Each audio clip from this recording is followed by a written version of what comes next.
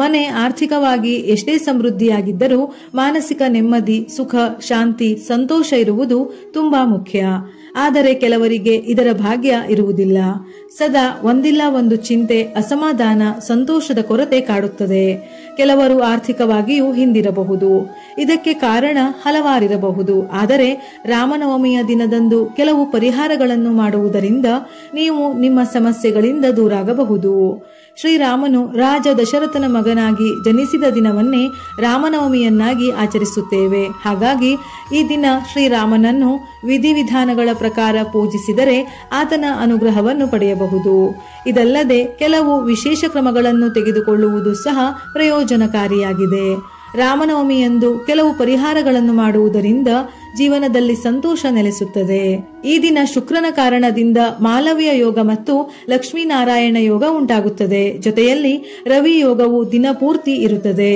ಈ ವಿಶೇಷ ಸಂದರ್ಭದಲ್ಲಿ ಅಯೋಧ್ಯೆಯಲ್ಲಿರುವ ರಾಮ ಮಂದಿರದಲ್ಲಿ ಶ್ರೀರಾಮನ ಪ್ರತಿಮೆಯನ್ನು ಸೂರ್ಯನ ಕಿರಣಗಳಿಂದ ಅಭಿಷೇಕಿಸಲಾಗುತ್ತದೆ. ಈ ವರ್ಷ ಭಗವಾನ್ ರಾಮನ ಜನ್ಮದ ಸಮಯದಲ್ಲಿ ಮಾಲವ್ಯ ಯೋಗವು 9ನೇ ಸ್ಥಾನದಲ್ಲಿ ಸಂಭವಿಸುತ್ತದೆ.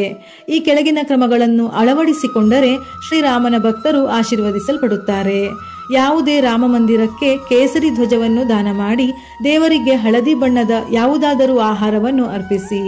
ಪಾರಿಜಾತ ವೃಕ್ಷವು ಭಗವಾನ್ ವಿಷ್ಣುವಿನ ಅವತಾರವಾದ ಶ್ರೀರಾಮನಿಗೆ ತುಂಬಾ ಪ್ರಿಯವಾಗಿದೆ.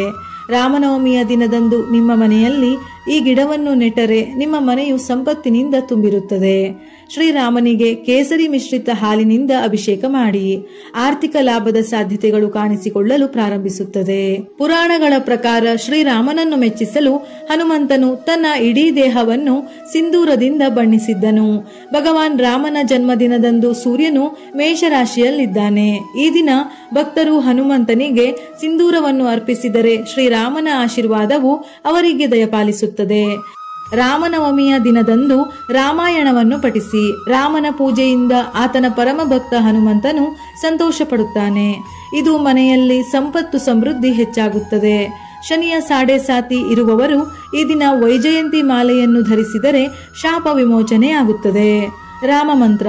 ರಾಮನವಮಿಯ ದಿನದಂದು ನೀವು ಕೆಲವು ಮಂತ್ರಗಳನ್ನು ಪಠಿಸುವ ಮೂಲಕ ಭಗವಂತ ರಾಮನನ್ನು ಮೆಚ್ಚಿಸಬಹುದು. ಇದು ಮನೆಯಲ್ಲಿ ಸಂತೋಷ ಸಂಪತ್ತನ್ನು ತರುತ್ತದೆ. ಯಾವುದೇ ಮಂದಿರದಲ್ಲಿ ಈ ಮಂತ್ರವನ್ನು 108 ಬಾರಿ ಪಠಿಸಿ.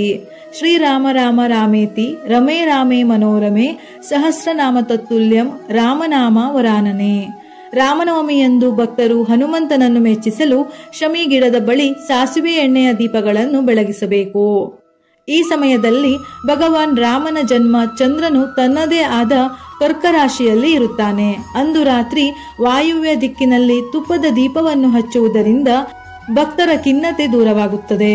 ನಿಮ್ಮ ಇಷ್ಟಾರ್ಥಗಳು ಈಡೇರಲು ಹಳದಿ ಬಣ್ಣ ರಾಮನಿಗೆ ತುಂಬಾ ಪ್ರಿಯ. ಹಳದಿ ಬಣ್ಣದ ವಸ್ತ್ರಗಳನ್ನು ಧರಿಸಿ ಶ್ರೀರಾಮನ ಪ್ರತಿಮೆಗೂ ಹಳದಿ ಬಣ್ಣದ ವಸ್ತ್ರವನ್ನು ಅರ್ಪಿಸಿ. ಇದರಿಂದ ಗುರುವು ಪ್ರಸನ್ನನಾಗುತ್ತಾನೆ. ಸಂಪತ್ತು ವೃದ್ಧಿಯಾಗುತ್ತದೆ. ಕಂಕಣ ಭಾಗ್ಯದ ದೋಷವಿದ್ದರೆ ನಿವಾರಣೆ ಆಗುತ್ತದೆ. ರಾಮನವಮಿಯ ದಿನದಂದು ಬಡವರಿಗೆ ಅನ್ನ, ಬಟ್ಟೆ ಇತ್ಯಾದಿಗಳನ್ನು ದಾನ ಮಾಡಿ. ಇದು ತುಂಬಾ ಮಂಗಳಕರ. ಈ ದಿನ ಹನುಮನ ವಿಗ್ರಹದಿಂದ ಸಿಂಧೂರವನ್ನು ತೆಗೆದುಕೊಂಡು ಸೀತಾಮಾತೆಯ ಪಾದಕ್ಕೆ ಹಚ್ಚಿ. ಮಾತ್ರ ದೇವತೆಗೆ ನಿಮ್ಮ ಇಚ್ಛೆಯನ್ನು ತಿಳಿಸಿ ಹಿಂತಿರುಗಿ. ಇಷ್ಟಾರ್ಥಗಳು ನೆರವೇರುತ್ತವೆ. ಅಡೆತಡೆಗಳನ್ನು ತೊಡೆದು ಹಾಕಲು ರಾಮನವಮಿಯಂದು 3 ಬಾರಿ ಅಂದರೆ ಬೆಳಿಗ್ಗೆ, ಮಧ್ಯಾಹ್ನ, ಸಂಜೆ ಹೀಗೆ ಮಾಡಿದರೆ ಎಲ್ಲ ರೀತಿಯ ಅಡೆತಡೆಗಳು ನಿವಾರಣೆಯಾಗಿ ಮನೆಯಲ್ಲಿ ಸುಖ ಶಾಂತಿ ನೆಲೆಸುತ್ತದೆ. ರಾಮನವಮಿಯ ದಿನ ಮಂತ್ರ ಪಠಿಸುವ ಮೂಲಕ ರಾಮ ಶೀಘ್ರದಲ್ಲೇ ಸಂತೋಷ ಪಡುತ್ತಾನೆ. ಈ ದಿನ ದೇವರನ್ನು ಪೂಜಿಸಿ ಮನಸ್ಫೂರ್ತಿಯಾಗಿ ಶ್ರೀರಾಮನನ್ನು ಸ್ತುತಿಸಬೇಕು. ಶ್ರೀರಾಮನನ್ನು ದಕ್ಷಿಣಾವರ್ತಿ ಶಂಖದಿಂದ ಪ್ರತಿಷ್ಠಾಪಿಸಿ.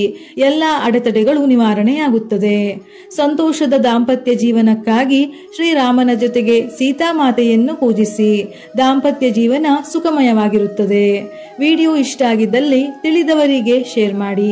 ನಮ್ಮ ಫೇಸ್ಬುಕ್ ಪೇಜ್ ಅನ್ನು ಲೈಕ್ ಮಾಡಿ. ಇದೇ ರೀತಿಯ ಮನಮುಟ್ಟುವ ಉಪಯುಕ್ತ ಮಾಹಿತಿಗಳಿಗಾಗಿ ಮತ್ತೆ ಭೇಟಿಯಾಗೋಣ.